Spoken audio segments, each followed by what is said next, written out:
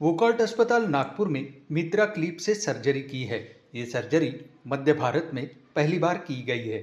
एक 57 वर्षीय व्यक्ति वोकॉल्ट हॉस्पिटल में आए और doctor Nitin Tiwari senior interventional cardiologist से मिले, जो पिछले 19 वर्षों से वोकॉल्ट हॉस्पिटल में कार्यरत है।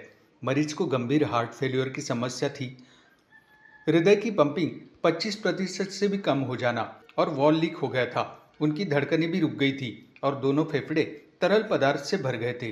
उन्हें सांस लेने में भी दिक्कत हो रही थी। वह मुश्किल से सांस ले पा रहे थे और उनकी छाती के दोनों तरफ पाइप लगाए गए थे।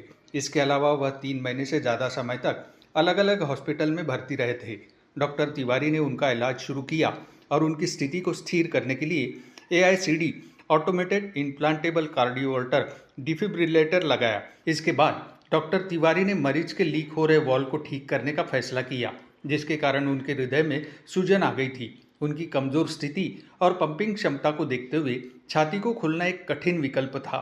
इसलिए डॉक्टर नितिन तिवारी ने एक minimally invasive transcatheter mitral valve repair करने का विचार किया, जिसे मित्रा क्लिप कहा जाता है। इस प्रक्रिया में छाती खोलने और हृदय को अस्थायी रूप से रोकने की आवश्यकता नहीं होती है।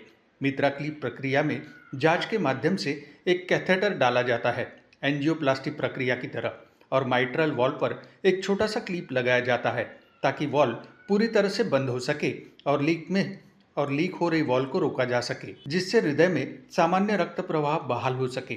यह प्रक्रिया सफल रही और मरीज को बाद में छुट्टी दे दी गई। डॉक्टर नितिन तिवारी ने बताया कि मध्य भारत में पहली बार मित्रा क्लिप प्रक्रिया से सर्जरी की गई। Tiwari, senior cardiologist working at Wockhardt hospital से लास्ट 19 ईयर्स। अभी हाल ही में मैंने एक 57 साल के जेंटलमैन में वॉल रिप्लेसमेंट किया है विदाउट सर्जरी। इसे माइट्रा क्लिप कहते हैं। ये मध्य भारत का पहला केस है और ये काफ़ी टेक्निकली डिमांडिंग केस है। इसमें क्या था कि पेशेंट को पुराना हार्ट अटैक था, जिसके कारण उनका हार्ट फेल हो रहा था बार बार, और पिछले 3 महीने से वो कुछ न कुछ हॉस्पिटल में एडमिट थे। उनके दोनों फेफड़ों में पानी भर गया था। इतना पानी था कि 2 पाइप लगे थे उनको पिछले 3 महीने से। फिर वो मेरे पास आए काफ़ी हॉस्पिटल्स के जाने के बाद, तो उनको फिर मैंने देखा तो वॉल में काफ़ी लीकेज था। सर्जन से बात किया तो सर्जन ने कहा कि सर्जरी करना काफ़ी रिस्की है उसमें। तो फिर हमने डिसाइड किया कि उस वॉल को बिना सर्जरी के क्लोज किया जाए।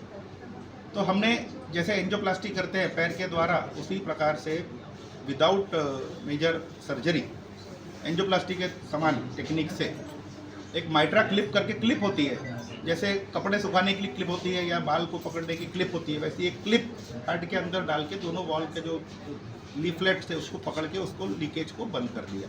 ऐसे 2 क्लिप हमने लगाई जिससे उनका लीकेज बिल्कुल ख़त्म हो गया और फिर धीरे से उनको हमने डिस्चार्ज भी किया।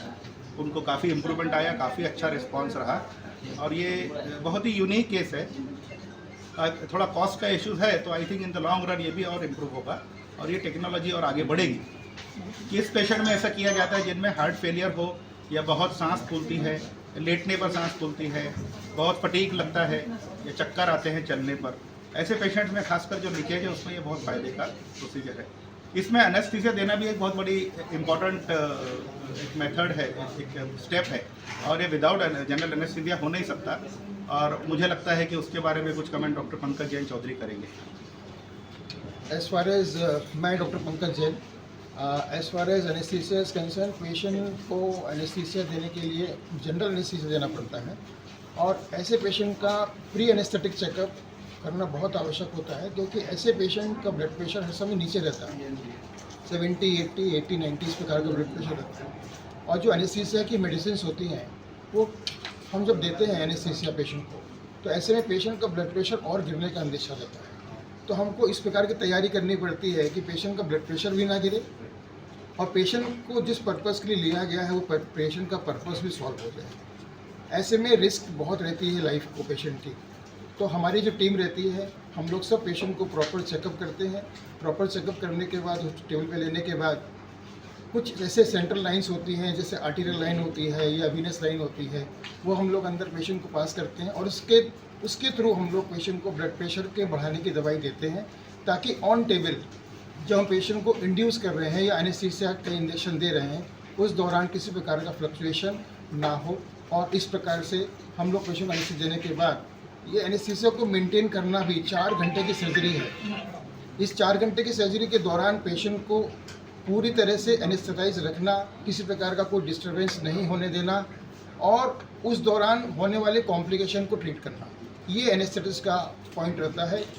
और इस पेशेंट में खासकर हमने एनेस्थीसिया देने के बाद पेशेंट को वेंटिलेटर पर 1 रात के रखा और सेकेंड डे जब पेशेंट को देखा कि पेशेंट पूरी तरह होश में आ चुका है और इसके बाद हम लोगों ने उनका जो मुंह के अंदर ट्यूब जाती है उसको एंडोट्रैकियल ट्यूब बोलते हैं, जिसके माध्यम से वेंटिलेटर में सांस देता है, और वो ट्यूब को हम लोगों ने निकाला और पेशेंट को ट्यूब निकालने के बाद पेशेंट एकदम स्वस्थ था, अच्छा था। और पेशेंट को फिर उसने खुद डिमांड किया कि हमको पानी पीना है। फिर पेशेंट को पानी दिया गया थोड़ा टेस्ट करने के लिए कि पेशेंट वास्तव में पानी लेने लायक स्थिति में है कि नहीं है। फिर पेशेंट को पानी देने के बाद पेशेंट को प्रॉप्ड अप यानी उसको थोड़ा उठाया गया और उसको इस प्रकार से धीरे धीरे आहिस्ता आहिस्ता उसको फिर स्टेप अप करके उसको फिर मुँह से खाना और बाकी चीज़ें शुरू की गई।